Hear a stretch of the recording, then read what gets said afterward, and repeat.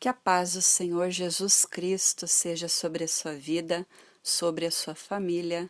Quem está falando aqui é a Rosane. Hoje é dia 8 de setembro de 2020 e o título deste vídeo é A Inveja do Querubim. E eu quero conversar com vocês nesse vídeo de onde que surgiu esse assunto na minha vida, qual foi a situação que me levou a ter essa revelação do Senhor, porque eu sei que foi Ele que me revelou isso, eu não li em livro nenhum a respeito disso. Eu ficava perguntando, quem que é Vaxi? Quem é Vaxi na Bíblia? Quem simboliza ela? O que que tem aqui maior? E outra coisa que eu perguntava também, só que irmãos, assim, foi anos perguntando, tá? Não foi eu perguntar num dia e o Senhor me respondeu no outro. Foram anos eu questionando ao Senhor, por que o diabo odeia tanto a gente? Qual que é o problema dele? O que que ele tem? Porque eu ouvia muito irmãos falando assim, ai, o diabo odeia a gente porque Deus nos ama. E eu ficava, não, tem alguma coisa mais aí, porque é um ser que antes obtinha o testemunho de ser perfeito. Ele era aquele que estava lá, que andava nas pedras de fogo, querubim protetor, eu te ungi, aquela coisa toda. De repente, odiar bebês que estão no ventre, sabe? Você fica assim, o que que o bebê fez para ele? Que insanidade é essa? E eu comecei a questionar Deus, a falar, meu Deus, como é que ele chegou nesse nível de insanidade? O que que está acontecendo? Qual que é o ponto dele contra a gente? O que que ele tem? Qual que é a dele? Da onde que ele bateu a cabeça para ter esse ódio insano contra nós? E eu comecei, irmãos, a orar a respeito disso. Não foi um negócio que eu deixei quieto, não foi um assunto que eu deixei para lá, não foi um assunto que eu orei uma vez só. Eu comecei a buscar o Senhor exclusivamente sobre esse assunto do ódio que o diabo tem pelo ser humano.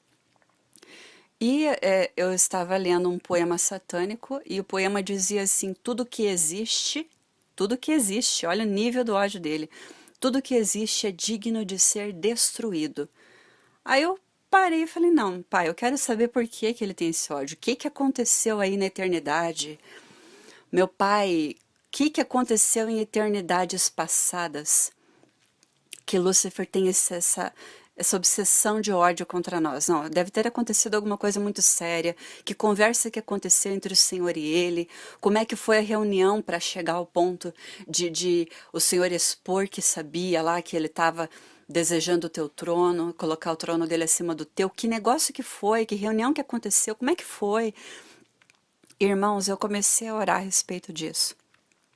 Era o ano de 2012 e um dia, eu estava orando há muito tempo já, tá? Não marquei o tempo que eu fiquei orando, irmãos. Eu simplesmente orava. Quando eu ia orar, eu orava sobre isso. Eu falava, Pai, me mostra porque o diabo nos odeia. E um dia, quando eu estava com os joelhos dobrados, orando, o Senhor disse assim, irmão, se você vai te escandalizar isso, me perdoe, mas foi o que o Senhor me falou, tá? Ele falou, você vai pegar um caderno e uma caneta e vai no cinema assistir o filme A Branca de Neve e o Caçador.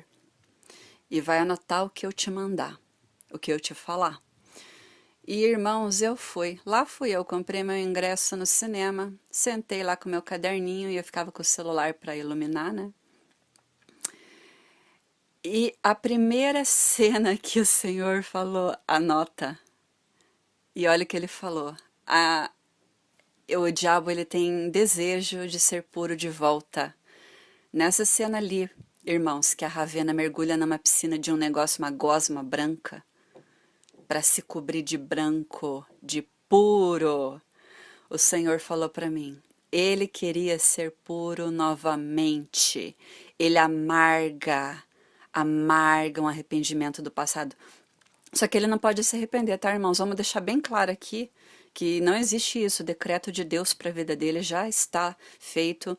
O diabo que os enganava foi lançado no lago que arde com fogo e enxofre. Eles vão ser lançados no inferno, preparado para o diabo e seus anjos. Tormento eterno, é aquilo ali, tá? Eu só tô falando para você o que Deus me disse. Ele amarga um arrependimento que não tem volta. Ele odeia o fato de que você pode pecar e se arrepender e o Senhor te perdoar e ele não tem perdão. Isso aí é um negócio que ele não engole. Então ele tem esse ódio contra nós, ok? Essa cena foi a cena que marcou, que o Senhor falou para eu anotar. Aí eu fui anotando as outras coisas que eu ainda vou abordar com vocês aqui, em outros vídeos, para não ficar muito longo. Mas quando eu cheguei em casa, eu comecei a orar a respeito das coisas que eu tinha anotado, porque o Senhor ficou quieto. Ele me falou aquelas coisas ali, e eu ainda não tinha entendido. Eu falei, Senhor, eu tô perguntando para o Senhor por que o diabo nos odeia. E eu não tinha entendido, irmãos. Então, continuei orando. Eu orei mais um tempo, irmãos, mais alguns dias, até que um dia, em oração, o Senhor disse a frase: a inveja do querubim. E eu vou te falar um negócio, irmãos. Quando ele me falou isso, sabe que tem gente que fala, ai, Deus fez um download completo na minha mente. Deus colocou a informação. Eu vou te falar como é que foi isso aí, como é que eu senti. É como se você ganhasse uma caixa, você abre a caixa e você consegue ver um livro, você consegue ver uma bala, um bombom, um chocolate, um apito, vários objetos. E você tá vendo todos eles, e você tá vendo a cor de todos eles, a espessura, o tamanho.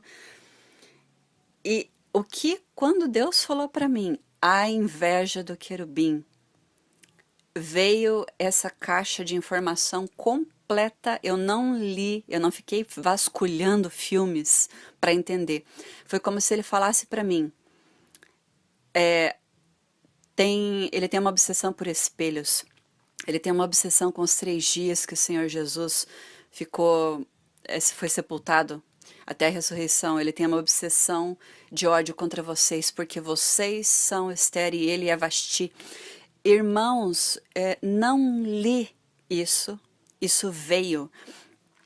E sabe quando Deus te fala algo, o mundo inteiro pode contestar, você sabe quem foi que te falou? Você tem no teu espírito a informação completa? Ninguém, meu irmão, mas podem debochar, Fui muito debochada já por causa disso. Antigamente, quando eu lancei o primeiro canal Parábolas do Inferno, eu tinha muita ingenuidade com relação ao YouTube, então eu colocava músicas, e música o que mais tem direito autoral é música, né? Você largar ali um áudio, você é banido, o teu canal é deletado. Eu não sabia, então eu fui perdendo canais por causa disso. E eu tinha vergonha de falar. Eu não tinha vergonha da mensagem, tanto que ela existe até hoje lá. Em 2013, eu acabei fazendo o upload dos vídeos para um site de hospedagem. Alguns deles eu não sei porquê, mas eles não deixam fazer o download mais. Mas não tem problema, porque eu vou falar deles agora abertamente aqui, com até uma qualidade muito melhor de imagem. E eu nunca tive vergonha da mensagem, porque eu sei de quem eu recebi ela.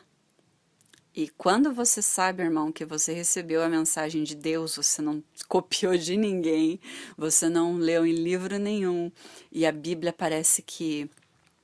Irmãos, o livro de Esther para mim virou outra coisa. Outra coisa. Eu entendi, eu fiquei tão grata a Deus por ter me ensinado quem é Vasti, quem ela representa. Então você vai ver aí pregações, Vasti, você quer ser a mulher sábia ou a tola, tal, tal, tal. Ok, para mim Deus deu essa revelação. Eu não estou questionando as outras que Deus deu para outras pessoas, porque a palavra de Deus é viva e eficaz. Eu acredito que ele pode trazer mensagens incríveis ali, de uma mesma passagem, mensagens diferentes para pessoas diferentes. Para mim, foi isso que o Senhor falou, porque eu questionava quem é Vasti, quem ela representa. E irmãos, você vai analisar daí.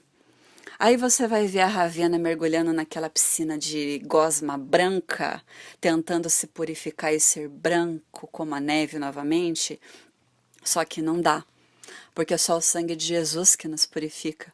Tanto que ela fala depois para Branca de Neve que o feitiço dela só poderia ser desfeito pelo sangue mais belo, e foi desfeito pelo sangue de Jesus, é o sangue mais belo. Você vai ver a bruxa do mar desesperada, tentando se fazer de noiva, tentando se passar pela noiva do Cordeiro.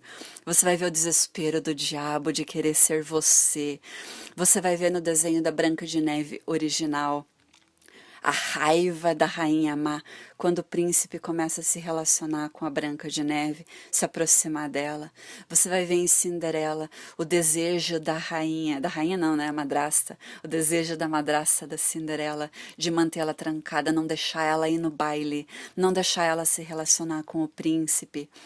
Não querer que o príncipe veja ela, mas Deus esconde debaixo do nariz de Lúcifer a igreja, e ele vem e ele se relaciona com ela, ele dança aquele baile com ela, na cara do diabo. Deus tem relacionamento conosco, ele deseja intimidade com a gente. E irmãos, deixa o diabo ficar com inveja, deixa ele ficar com ciúme, ele perdeu já o tempo dele, a oportunidade dele, e ele jogou no lixo com as próprias mãos. Esse é o teu tempo. Você tem até meia-noite, irmão. Até meia-noite espiritual. À meia-noite ouviu-se um clamor. Aí vem o noivo sair ao seu encontro. Você tem até meia-noite espiritual para decidir se vai no baile ou não. Para decidir se relaciona com Jesus Cristo ou não. Não perca o teu tempo porque está acabando, viu, meu irmão? Está acabando. Se relacione com Deus. Aproveita essa oportunidade, porque o diabo tem inveja da oportunidade que você tem hoje. Você, humanidade que vive, você pode se relacionar com o príncipe. Ele já perdeu, para ele já acabou.